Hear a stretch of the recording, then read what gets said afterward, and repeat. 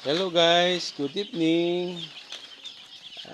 Andito tayo ngayon sa maliit na poultry namin. Kaumpisa pa lang namin mag-alaga ng 45 days.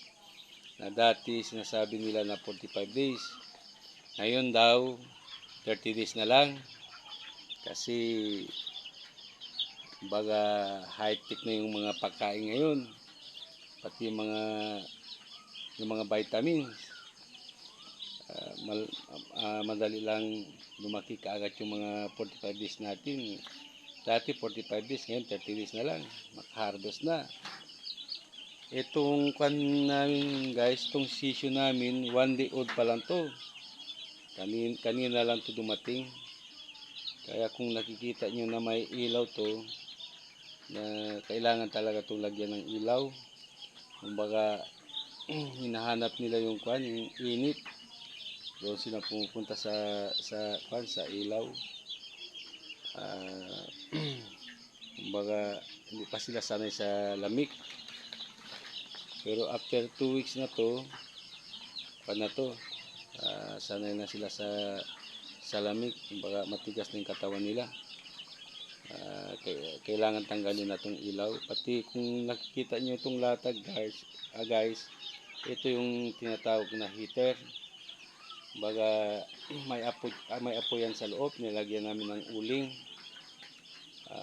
Pagkatapos butasan namin sa gilid ng lata para yung init ng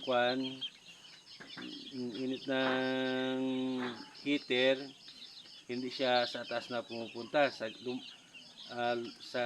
gilid siya lumalabas para mainitan yung mga sisyo natin. Ito yung kung nakikita niyo yung mga butas-butas guys, oh. Yan, lahat ng kabilaan yan may mga butas yan. Alam nyo guys, itong sisyo natin, pag ganitong day 1 hanggang 1 week to, kumbaga sensitibo to. Kailangan obserbahan talaga to every 1 hour. Alam nyo guys, ito hindi rin to pwede sa yung sobrang init. Kailangan katamtaman lang yung init. Pati hindi rin itong pwede masyado malamig. Pag malamig din, nakipagtumpukan sila. Pagkatapos nag-stampede na hanggang marami na namamatay. Kaya kailangan yung init at saka yung lamig, kailangan katamtaman lamang. Nakikita natin yung mga sisyo na kumakain saka umiinom ng tubig, saka yung yung tagbo-tagbo nila.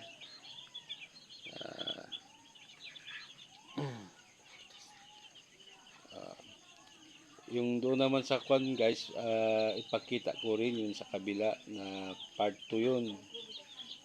Na sila 2 weeks old na.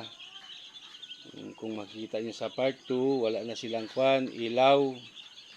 Itong sinasabi kong na ilaw, pati yung itong heater wala na sa part 2. Kumbaga matitigas na yung katawan nila, sanay na sa lamig. Pati yung katawan nila malakas na. Kaya tinatanggal na namin to.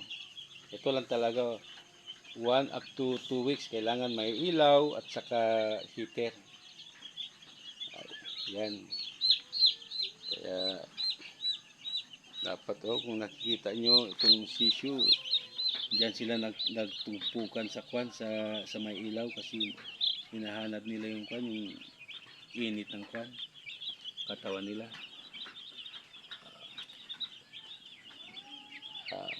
Hanggang dito na lang guys ha. Good evening. Makikita na lang tayo sa part 2. Doon sa part 2, malalaki na yung 2